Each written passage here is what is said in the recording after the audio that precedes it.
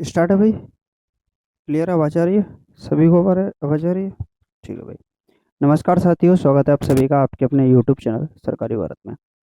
Friends, आज के इस वीडियो के अंदर हम बात करने वाले हैं सीटेट के बारे में, सेंट्रल टीचर एलिजिबिलिटी टेस्ट केंद्रीय शिक्षक पात्रता परीक्षा।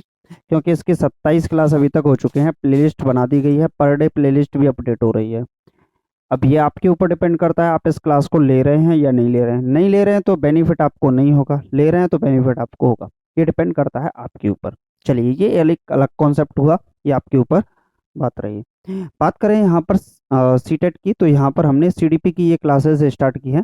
इसमें प्रीवियस ईयर के जितने भी पेपर है उनका सॉल्यूशन कराया जा रहा है। तो 2023 में जो पेपर हुए थे, 2022 में जो पेपर हुए थे, उन क्वेश्चन पेपर का सॉल्यूशन कराया जा रहा है ताकि ऑथेंटिक चीज़ों को आप पढ़ सकें। अगर आप ऑथेंटिक चीज़ों को पढ़ के अगर अपना पेपर देंगे तो कहीं ना कहीं आपको बहुत बड़ा बेनिफिट होगा मेरे भाई। क्लियर है? और ये जो कंटेंट मैं आपको दे रहा हूँ, ये बिल्कुल फ्री में आपको कंटेंट मिल रहा है। आपको इसका कोई भी किसी प्रकार का चार्ज ही नहीं देना है। बाकी पीडीएफ वगैरह टेलीग्राम पे मिल जाती है, वीडियो के डिस्क्रिप्शन में लिंक दे रखा है। क्लियर? तो सब कुछ आपको यहाँ पर फ्री में मिलेगा। क्लासेस भी फ्री में मिलेंगे, पीडीएफ भी फ्री में मिलेंगे, और पेपर का सॉल्यूशन मिल रहा है, ये सबसे बड़ी बात है। बाकी कुछ हो या ना हो। क्लियर है? तो 26 क्लास हो चुकी है, 27वीं क्लास है शायद, या 28वीं होगी। तो आप लोग इस क्लास का भी बेनिफिट लीजिए और ऐसे ही लेते रहिए। बाकी आप लोगों में से ऐसे कुछ होंगे जिन्होंने अभी तक सब्सक्राइब वगैरह नहीं किया होगा, तो कर लीजिएगा, क्योंकि आप लोग फिर बोलते हो सर नोटिफिकेशन नहीं आया। तो नोटिफिकेशन तभी तो आएगा जब इसको करेंगे आप। क्लियर है? तो चलिए स्टार्ट करते हैं। पहला क्वेश्चन है, बचपन के प्रारंभिक सालों में किसके विकास पर ध्यान केंद्रित करना चाहिए? बचपन के जो प्रारंभिक साल होते हैं उनमें किस पर ध्यान केंद्रित करना चाहिए? शारीरिक कौशल पर ध्यान केंद्रित करना चाहिए कि नहीं? बिल्कुल केंद्रित करना चाहिए मेरे भाई। सामाजिक कौशल पर भी करना चाहिए, संज्ञानात्मक क्षमता पर भी करना चाहिए, संवेगात्मक भी करना चाहिए, लेकिन अमूर्त तर्क की तो कोई बात ही नहीं है। अगर हम जीन पियाजे की बात करें, तो जीन पियाजे जिन्होंने संज्ञानवाद का सिद्धांत दिया था, और इन्होंने जो बोला था, इन्होंने 4 स्टेज बताई थी। पहली थी सेंसरी मोटर स्टेज, उसके बाद थी प्री ऑपरेशनल स्टेज, फिर इसके बाद थी ऑपरेशनल स्टेज, और सॉरी कंक्रीट ऑपरेशनल स्टेज, और फिर इसके बाद थी औपचारिक संक्रियात्मक अवस्था कहते हैं। तो शिशवावस्था, पूर्व संक्रियात्मक अवस्था, मूर्त संक्रियात्मक अवस्था और अमूर्त संक्रियात्मक अवस्था। तो मेरे भाई, अगर यहाँ पर बात करें अमूर्त तर्क जो आते हैं बच्चे के अंतर्गत, ये जो तर्क की उम्र होती है 11 से 16 वर्ष तक की जो उम्र होती है, इसके अंतर्गत अमूर्त तर्क आना शुरू हो जाते हैं, यानी कि एब्स्ट्रैक्टेड आइडियाज भी आना शुरू हो जाते हैं 11 से 16 वर्ष से। 11 से 16 से पहले तो अमूर्त तर्क आना शुरू ही नहीं हो पाते। तो ये जो होगी, प्रारंभिक सालों की बात करें तो प्रारंभिक सालों में अमूर्त तर्क शुरुआत नहीं होती है। जो संवेगात्मक कौशल हो जाते हैं, संज्ञानात्मक भी हो जाएगा, सामाजिक भी हो जाएगा, और शारीरिक कौशल भी देखने को मिल जाएंगे। तो इसमें 4 पहले कौन से सही हैं? तो इसमें तो फिफ्थ वाला दे रखा है, ये गलत हुआ। इसमें सिर्फ 2 ही है, ये भी गलत। इसमें सिर्फ ये भी गलत। तो first, second, third, fourth is the right answer. तो ऑप्शन नंबर सी, कहो ना प्यार है, is the right answer. Clear है मेरे भाई? चलिए, नेक्स्ट क्वेश्चन आपकी स्क्रीन पर है, लगाइए राइट आंसर क्या होगा। क्वेश्चन है, रचनावादी कक्षा में अर्थपूर्ण सीखना क्या होगा मेरे भाई? रचनावादी कंस्ट्रक्टिविज्म क्लासरूम के अंतर्गत बात करें तो यहाँ पर आप इनोवेशंस की बात कर सकते हो, नवाचार की बात कर सकते हो, कुछ करके सीखने की बात कर सकते हो। तो अर्थपूर्ण सीखना क्या होता है भाई? जानकारी के भंडारण और उपयोजन में से होता है। अन्वेषण अंतःक्रिया के द्वारा खोज की प्रक्रिया है। मैंने बात पहले ही कह दी थी आपसे, अन्वेषण एक्सप्लोरेशन की बात अगर करेगा, इंटरेक्शन की बात अगर करेगा, एक्सप्लोरेशन की बात करें, इंटरेक्शन की बात करें, इनोवेशंस की बात करें, तो कहीं ना कहीं बहुत ज्यादा सही माना जाता है रचनावादी क्लासरूम में। और खोजी विधि इसको भी कहा, जहां खोज की बात की जाएगी वहां पर इसकी बात की जाएगी। इनाम व सजा का प्रयोग होता है। इनाम व सजा का प्रयोग नहीं होता। बारंबार वेदन या अभ्यास, ड्रिल प्रैक्टिस जब भी आएगी, आप अभ्यास की बात करोगे, वेदन की बात करोगे, तो ये गलत होंगे। तो फर्स्ट वाला भी गलत होगा, सेकंड और थर्ड गलत होगा। ऑप्शन नंबर, सॉरी, थर्ड और फोर्थ भी गलत होगा। ऑप्शन नंबर सेकंड इस सवाल का राइट आंसर हो जाएगा। लाइट चलेगी, मैं पंखे को बंद कर देता हूं। क्लियर है मेरे भाई? चलिए नेक्स्ट क्वेश्चन देख लेते हैं। नेक्स्ट क्वेश्चन आपकी स्क्रीन पर है और इसका राइट आंसर लगाइए क्या होगा। नहीं, पंखा बंद कर दिया। एक शिक्षिका एक बच्ची जो एक अवधारणा को समझने में असमर्थ है, क्या है, असमर्थ है, के साथ मिलकर काम करती है और उसे इशारा देते हुए, यह प्रक्रिया क्या कहलाती है? देखिए, अगर इसकी भी बात करें तो लेब बाइगोस्की साहब ने दो सिद्धांत दिए थे। एक दिया था जेडपीडी, जिसको हम जोन ऑफ प्रॉक्सिमल डेवलपमेंट कहते हैं। मैं इसको थोड़ा सा बता देता हूँ क्या होता है। पहला था आपका जोन ऑफ प्रॉक्सिमल डेवलपमेंट। क्या है पहला?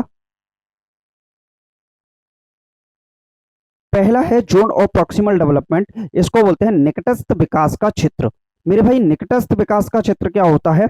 मान लीजिए कि आपने एक स्टूडेंट से, आपका कोई स्टूडेंट है, आपने कहा कि भाई इसके 150 में से 110 नंबर आएंगे कम से कम। मैंने ही बोला कि मेरा जो स्टूडेंट है उसके 150 में से सीटेट के एग्जाम में 110 नंबर आएंगे। हुआ क्या? हुआ ये, उसके आए 90। कितने मार्क्स आए? 90। यानी कि अब यहाँ पर वास्तविकता कुछ और है लेकिन संभावना कुछ और ही। तो संभावना और वास्तविकता के बीच का जो अंतर होता है, इसी को हम बोलते हैं जोन ऑफ प्रॉक्सिमल डेवलपमेंट। क्या बोलते हैं मेरे भाई? जेडपीडी के नाम से इसको जानते हैं। बोले किसी भी स्टूडेंट को कोई समस्या?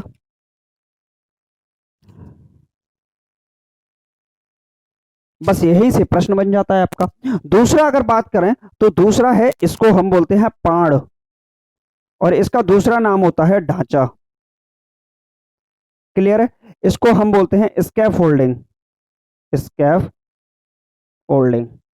तो मेरे भाई, स्कैफ होल्डिंग की अगर हम बात करें, पाड़ या ढांचे की बात करें, पाड़ या ढांचे की बात करें, स्कैफ होल्डिंग की बात करें, तो इसमें क्या होता है? टेम्पररी हेल्प दी जाती है, एक तरीके से टेम्पररी गाइडेंस दी जाती है बच्चे को, और ये कुछ समय के लिए ही दी जाती है। हिंट दी जाती है, इशारे दिए जाते हैं, और बीच बीच में उसको थोड़ी सी जानकारियां दी जाती है। किसी भी चीज को सीखने में अगर उसको समस्या आ रही है तो बीच बीच में इशारे देना क्या होता है? स्कैफ होल्डिंग का पार्ट होता है। तो अगर हम पार्ट की बात करें तो बिल्कुल सही हो जाएगा।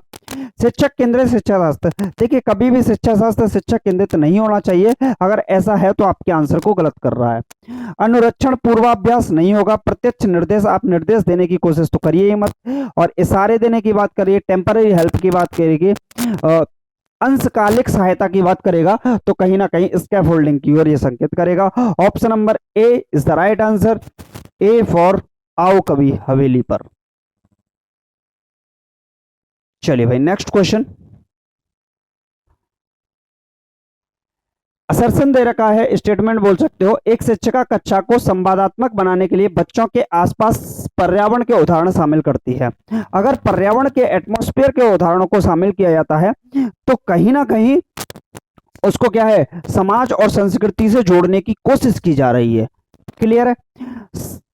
अब रीजन क्या दे रखा है? सामाजिक सांस्कृतिक संदर्भ से सीखने महत्वपूर्ण भूमिका होती है। और लेब-बाइगोस्की साहब ने तो साफ साफ बोला है कि जो बच्चा सीखता है वो समाज और संस्कृति का बहुत बड़ा प्रभाव देखने को उस पर मिलता है। और ऊपर भी बात की गई है कि आसपास के पर्यावरण से, तो आसपास के पर्यावरण को आप समाज से जोड़ सकते हो, यानी कि ये जो है वो इसको क्या है? फॉलो कर रहा है। इसकी बात को पूरा करने का काम कौन कर रहा है? हमारा रीजन कर रहा है कि देखिए भाई, पर्यावरण से, आसपास के पर्यावरण से अगर आप उदाहरणों को इस्तेमाल कर रहे हैं, उससे सीख रहे हैं, तो कहीं ना कहीं बात करें तो आप सामाजिक सांस्कृतिक संदर्भ में आप उन चीजों को सीख रहे हैं। तो मेरे भाई, इसका आप यहाँ फॉलो कर रहे हैं तो क्या होगा? ए सही है, आर सही है, दोनों सही है, ये तो बात ठीक है। लेकिन आर ए की सही व्याख्या करता है, तो जी हाँ, आर ए की सही व्याख्या करता है। तो ऑप्शन नंबर फर्स्ट इस सवाल का राइट आंसर हो जाएगा। क्लियर है? ए फॉर आओ कभी हवेली पर। चलिए भाई, नेक्स्ट क्वेश्चन। निम्न में से क्या बच्चे के समस्या समाधान में बाधा उत्पन्न करता है? आपसे बाधा की पूछी है। प्रॉब्लम सॉल्विंग में हिंड्रेंस का कार्य कौन करता है? बताइए क्या होगा? तो समस्या को सही से पहचानना। कोई भी समस्या है उसको सही से पहचान रहे हो तो ये बाधा का काम थोड़ी होगा, उसको सॉल्व करने का पहली स्टेज हो जाएगी। ठीक, समस्या को पहचानना ये आपका क्या कहलाता है? डायग्नोज कहलाता है। इसको बोलते हैं निदानात्मक परीक्षण कह सकते हो। क्या कह सकते हो, कोई भी प्रॉब्लम है उसको अगर आप पहचानने की कोशिश कर रहे हो, आइडेंटिफाई करने की कोशिश कर रहे हो, तो इसको हम डायग्नोज करने की बात बोलते हैं। यानी कि कह सकते हैं कि वो इस समस्या का निदानात्मक परीक्षण कर रहा है। निदानात्मक परीक्षण के उपरांत यानी कि बाद में किया जाता है उपचारात्मक परीक्षण, यानी कि रेमेडी देने की कोशिश की जाती है। तो यहां पर अगर पहचान करने की कोशिश कर रहा है तो ये बाधा डालने का काम थोड़ी कर रहा है, तो ये तो गलत हो जाएगा। सही है इस वजह से गलत है क्योंकि आपसे गलत ही पूछा है। आगे है समस्या को स्पष्टता से परिभाषित करना। अगर आप स्पष्टता से परिभाषित कर रहे हो समस्या को, तो कहीं ना कहीं बाधा डालने का काम थोड़ी कर रहे हो, तो ये भी गलत हो जाएगा। पहले सुलझाई गई मिलती जुलती समस्याओं के बारे में सोचना, तो बात भी ठीक लग रही है ये, लेकिन वस्तुओं के इस्तेमाल के पारंपरिक तरीके पर स्थिर रहना, यानी कि जो हमारे ट्रेडिशंस हैं, जो हमारी परंपराएं हैं, उन पर ही आप टिके हुए हैं, स्थिर हैं, आप कुछ नया करने की कोशिश नहीं कर रहे हैं। समस्या को, कोई समस्या ऐसी है वो आज के तरीके से सॉल्व नहीं हो सकती। ठीक, आज से 100 साल पहले उसका सॉल्यूशन कुछ और था, लेकिन आज की डेट में कुछ और सॉल्यूशन होगा। क्लियर है मेरे भाई? तो बहुत सी चीजें हैं। अब यहां बात की जाए तो सती प्रथा जो चलती थी पहले, तो राजा राम मोहन राय ने समाप्त की थी, लेकिन जो सती प्रथा चलती थी, क्या आज वो सती प्रथाएं देखने को कहीं मिलती हैं? ऐसा देखने को कभी नहीं मिलता। तो कहीं ना कहीं अगर ये स्थिर हो जाती, अगर ये स्थित हो जाती कि आज की डेट में भी मान लो सती प्रथा चलती, तो फिर क्या होता? ये समस्या समाधान में बाधा का काम करती कहीं ना कहीं। तो इस वजह से ये पूछा है, तो आपका ऑप्शन नंबर 4 तो सही हो जाएगा, क्योंकि ये गलत है, और गलत है इसी वजह से सही है क्योंकि आपसे गलत ही पूछा था। इस बात को थोड़ा सा ध्यान से सुनिएगा और समझ में आ जाएगा। Option number D is the right answer, दिल मांगे मोर, यानी कि दिल मांगे मोर। चलिए नेक्स्ट क्वेश्चन। विद्यार्थियों द्वारा की गई गलतियां व त्रुटियां शिक्षकों व विद्यार्थियों की असफलता को दर्शाती हैं। देखिए, विद्यार्थियों के द्वारा की गई गलतियां व त्रुटियां शिक्षकों और विद्यार्थियों की असफलता को दर्शाती हैं। इस स्टेटमेंट का जो आंसर देगा ना, ये समझ लो आपका कॉन्सेप्ट बहुत जबरदस्त होगा मेरे भाई, अगर आप इसका आंसर दे पाए तो। रीजन है बच्चों में खुद से सोचने की क्षमता नहीं होती। आप ऐसा कैसे कह सकते हो? बच्चों के अंतर्गत तो बोली जाती है कि इनेट एबिलिटी होती है, जन्मजात क्षमताएं होती हैं, तो आप ऐसा तो बोल रहे हो, यानी कि गलत बोल रहे हो। तो आर सही है, ये तो बोल रहे हो, ये गलत। आर सही है, ये गलत। दो ऑप्शन हो वैसे ही निपट गए। आगे बोला है इसमें भी तथा उनके सीखने को सुनिश्चित करने के लिए उन्हें लगातार निर्देश देने पड़ते हैं। निर्देश दोगे तो फिर तो गलत है भाई, आरटीई का विरोध कर रहे हो। विद्यार्थियों द्वारा की गई गलतियां और त्रुटियां शिक्षकों व विद्यार्थियों की असफलता को दर्शाती हैं। ये आपको सही लग रहा होगा लेकिन गलत है, क्योंकि कभी भी अगर विद्यार्थी फेल हो रहा है, स्टूडेंट फेल हो रहा है, तो इसमें गलती स्टूडेंट की कभी नहीं होती। इसमें गलती जो होती है वो हमारे सिस्टम की होती है। सिस्टम फेल हुआ है, ना कि विद्यार्थी फेल हुआ है। अगर कभी भी कोई स्टूडेंट फेल हो रहा है तो इसका मतलब हमारा सिस्टम फेल हो रहा है, टीचर फेल हो रहा है, ना कि स्टूडेंट फेल हो रहा है। अगर आप टीचर को कभी भी फेल करने की कोशिश करोगे तो कहीं ना कहीं गलत आंसर हो जाएगा भाई मेरे भाई, और आपका नंबर कट जाएगा। क्लियर है? हाँ, विद्यार्थी फेल हो रहा है ये बात ठीक है, ये बात ठीक है, और शिक्षक फेल हो रहा है ये भी बात ठीक है, लेकिन अगर बात की जाए आरटीई एक्ट के थ्रू या फिर हम बात करें एनसीएफ के थ्रू, तो कहीं ना कहीं अगर विद्यार्थी फेल हो रहा है तो इसमें सिस्टम की गलती है, विद्यार्थी की गलती नहीं है। सिस्टम फेल हुआ है, ना कि विद्यार्थी। तो ये दोनों ही गलत हैं। ऑप्शन नंबर 4 इस सवाल का सही जवाब हो जाएगा, यानी कि option number D, D for Delhi. Next question आपकी स्क्रीन पर है, लगाइए राइट आंसर क्या होगा। निम्नलिखित में से कौन सा भाव नहीं है? भाव नहीं है, इमोशंस नहीं है। तो मेरे भाई अल्बर्ट बंडूरा की बात करें तो इन्होंने बात की थी इसके बारे में, अल्बर्ट बंडूरा साहब ने। और यहां पर अगर भाव की बात करें तो क्रोध जो होता है वो भाव होता है, प्यार भी भाव होता है, भय भी भाव होता है, लेकिन स्मृति मेमोरी जो है वो आपकी भाव का पार्ट नहीं है। यहाँ पर कोई भी एब्स्ट्रैक्टेड आइडियाज भी आपको देखने को नहीं मिलेंगे, भावात्मक विचार भी आपको यहाँ पर देखने को नहीं मिलेंगे। ऑप्शन नंबर फर्स्ट सही है, टाइम वेस्ट करने से कोई फायदा नहीं, आसान है। नेक्स्ट क्वेश्चन, प्राथमिक शिक्षिका अपने विद्यार्थियों में आंतरिक अभिप्रेरणा को बढ़ावा देने के लिए क्या कर सकती है? आंतरिक अभिप्रेरणा मेरे भाई समझ रहे हो? आंतरिक अभिप्रेरणा को, इससे आपकी दोस्ती है कहीं ना कहीं, इससे आपका लगाव है, क्योंकि हम पहले भी इसके बारे में थोड़ा पढ़ चुके हैं। देखिए, दो प्रकार के मोटिवेशन होते हैं। मोटिवेशन क्लियर है मेरे भाई? मोटिवेशन दो प्रकार के होते हैं। पहला जो मोटिवेशन होता है उसको हम क्या बोलते हैं? इंटरनली। और दूसरा जो मोटिवेशन होता है एक्सटर्नली। तो दो प्रकार के मोटिवेशन देखने को मिलते हैं, internally motivation, externally motivation. Internally motivation जो होता है ये कभी भी अर्जित नहीं किया जाता, और जो एक्सटर्नली मोटिवेशन है ये अर्जित किया जाता है। आंतरिक अभिप्रेरणा और बाह्य अभिप्रेरणा। बाह्य अभिप्रेरणा क्या होती है? ये टेम्पररी होती है, कुछ समय के लिए रहती है। लेकिन इंटरनली मोटिवेशन ये बहुत लंबे समय तक रहता है, ये स्वयं से आता है, खुद से आता है, अंदर से आता है मेरे भाई। और एक्सटर्नली मोटिवेशन किसी को देखकर आपको आ सकता है। जैसे मान लीजिए किसी के 90 मार्क्स आ गए 100 में से, तो आप उसको देख के पढ़ रहे हैं कि मुझे तो 92 लाने हैं, 91 लाने हैं, 90 से ज्यादा लाने हैं, तो ये कहीं ना कहीं आपका एक्सटर्नली मोटिवेशन है, ना कि इंटरनली। लेकिन आप स्वयं से कोशिश कर रहे हो कि मुझे तो 100 आउट ऑफ 100 ही कोशिश करना है, तो ये कहीं ना कहीं इंटरनली मोटिवेशन का पार्ट हो जाएगा। इंटरनली मोटिवेशन कभी भी अर्जित नहीं किया जाता है, ये स्वयं से आता है। तो चलिए देख लेते हैं इंटरनली मोटिवेशन का कौन सा पार्ट है। एक विद्यार्थी हर एक प्रयास की प्रशंसा करके, बात तो ठीक लग रही है। अवांछनीय व्यवहार को दंडित करके, कभी भी आप दंडित नहीं कर सकते, कभी भी आप दंडित नहीं कर सकते। अगर आप दंडित कर रहे हैं तो आपके लिए समस्या खड़ी हो जाएगी। बोले आप क्यों दंडित क्यों नहीं कर सकते बच्चे को? कभी भी आप बच्चे को पनिशमेंट नहीं दे सकते। आप बच्चे को एक डंडे के अंदर हाँक नहीं सकते मेरे भाई, कहने का मतलब ये है। क्योंकि जो आपकी RTE act 2000, right to education act 2009 है, इसकी धारा नंबर, धारा कौन सी है? धारा 17। और इसमें बोला है कि आप बच्चे का शोषण नहीं कर सकते, और बच्चे का शोषण नहीं कर सकते तो मेरे भाई कहीं ना कहीं आप दंडित भी नहीं कर सकते। क्लियर है? विद्यार्थियों में प्रतिस्पर्धा, कभी भी कंपटीशन की भावना, प्रतियोगिता की भावना नहीं ला सकते। इससे उनके अंतर्गत हीनता की भावना उत्पन्न हो सकती है, एक दूसरे के अंतर्गत अलगाव की भावना देखने को मिल सकती है। बच्चों को सीखने में आनंद की अनुभूति को प्रोत्साहित करके, बात तो ठीक लग रही है।